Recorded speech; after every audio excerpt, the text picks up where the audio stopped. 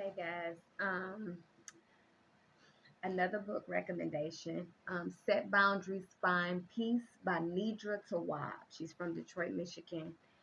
Um, we just finished that book in my book club this past month, and I did a video a couple weeks ago, about 2 months ago, on setting boundaries, to maintain your mental peace. But I just finished that book, and I just wanted to just shoot a video real quick just to kind of give y'all a kind of synopsis of that. So, so what is a boundary? Let me start with that because that last video I didn't really talk about the definition of what a boundary is. But the boundary, when I looked up the word boundary, it said a line that marks the limits of an area. The way I perceive that definition is letting people know what you're going to tolerate and what you're not going to tolerate in your space, your boundary, your mental space, like to me that your boundary is you, like what you have created amongst yourself, where you're in that safe space, meaning you're aware of your energies that come around you, people that you're gonna deal with, how you gonna somebody talking to you, you know, you set the tone for how people treat you. People only do what you allow them to do. So that's what I got from that book. Setting healthy boundaries to maintain your mental peace. So if you set the tone for how people treat you, that's how they're gonna treat you. So if you respect yourself, then people don't have a choice but to respect you. Um, but I'm very big on like calling things out in real time when it comes to breaking those generational curses one at a time. So when that book was talking a lot about boundaries when it comes to setting those, when it comes to like your family, your in-laws, if some of you are married or if y'all dating somebody and they have family that you're possibly going to marry into or whatever, your work environment, with managers and things like that. So this video is just to give y'all a really quick example of how I had to set boundaries within, I'm gonna say, my workplace. So when I'm not at work, I don't want to talk about work, right? Nursing is what I do, it's not who I am. And I think a lot of us connect our identity to our careers, or our titles of our job. Like that's everything for us when it's actually two different things. You have an actual identity of who you are as a person, your character, your morals, um, that authenticity that y'all hear me speak a lot about. And then you have a job. Like I'm a nurse. I know a lot of great nurses, but they're not good people. That's just the reality of it. I can do a job, but that doesn't mean that's who I am. So one particular day, I was out with my kids, spending time with them, and I always have my phone on me because, of course, I'm a mom. You're not gonna ride around without a phone. So um, I received a call, and I didn't know it was a work call. And there was an incident at work that um, I was a witness to intermittently, and they just wanted my feedback on it. They were kind of interviewing everybody, and I wasn't available to speak at that time.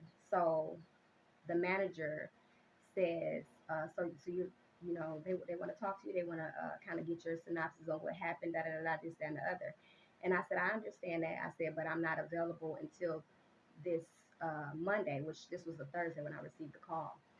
Her response was, so you can't make yourself available now? And I said, no, I don't have to make myself available. You can tell me what times you have available, and I can see if I'm available at that time. I said, I have other things going on in my personal life that I'm not going to share with you, and I don't have to explain that to you. Oh, okay, well, but what if they call you tomorrow at 10 o'clock? I pulled my calendar up on Google Calendar. I said, okay, I'll be available at 10 o'clock. Set my alarm for 10 o'clock. I had an appointment. I had family in town. I had an appointment to get my nails done. And that was right around that time, but it was going to be a quick call. So I'm like, hey, you guys, I'm going to have to take this call, whatever, just to make them aware. So I took the call. Well, actually, I set my alarm. I never received a call. And after I gave them a 15-minute grace period, and then I put my phone on do not disturb. So I saw later on that they called like maybe 5 minutes after I put my phone on do not disturb. So my thing is this: I work at a job, right? I work at a job. However, outside of my working hours, I'm not obligated to pick up your call, to make myself available, to go to a meeting, any of that. I do not have to explain myself to you at all. I am not on your clock, and I do not have to explain anything to you outside of that. So when I made that completely clear, you know, I'm not available. And it's as simple as that. So that to me is a boundary. When I'm not at work, I don't have my phone on my hip waiting for the job to call me, waiting to see if my job called me. No. When I'm with my family, I'm 100% present with my family. That's setting a boundary. No, you're not going to call me at any type of times of the day, this, that, and the other. So I understand everybody's job is different. You know, some people work in the office, some people may be on call, you know, different things like so. Everybody's situation is different. However, at some point, you got to turn it off. You understand what I'm saying? Like, don't have it where your work becomes a part of your personal life. There has to be a healthy boundary set there. We gotta be able to unwind, put our feet up, drink a glass of wine. You know, whatever you do to relax your mind, you have to be able to do that, and that doesn't require explanation to anybody. But you have to set that boundary with people and let them know what you're going to tolerate and what you're not going to tolerate. If you're not at work and you don't want to take work calls after this amount of time, after this time of the day, then you need to verbalize that. You need to speak up and verbalize that. So this book talks a lot about being able to speak up, not being passive aggressive when we feel like we want to say something to a specific person, but we hold it in because we're afraid of hurting their feelings or what they're gonna say or think. So now we're being passive aggressive. Um, how can we expect somebody to know what our boundaries are if we're not verbalizing what those boundaries are? So it talked a lot about being open and honest, and you have to speak up, be assertive, and set your boundaries no matter what those boundaries look like. That's what you need to do, and you need to be open and honest about that. And if a person can't respect that, then that's them not respecting the boundary. You may have to cut some people off. You may have to reiterate your boundary in real time. So if they're disrespecting your boundary, right there in that time, you need to be letting them know, hey, I spoke to you before that I don't take calls after this time, and here you are calling me at this time. You just verbalizing that, but you need to call it out in real time. So this video is just to kind of talk a little bit about that. I got so much just by reading that book and how important it is, along with the manipulation. You know, we're not speaking up because we're worried about what people gonna think. So if I didn't speak up, and if I was the type of person that didn't want to say nothing because maybe they're gonna start cutting my hours, or they may give me worse patience because I speak up or whatever. Like you have to speak up.